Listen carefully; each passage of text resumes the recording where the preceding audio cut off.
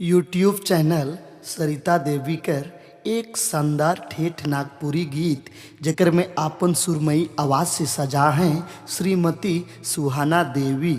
संगीत mister Chamru Mahli. Hello hello. हाँ भाई। हाँ क्या?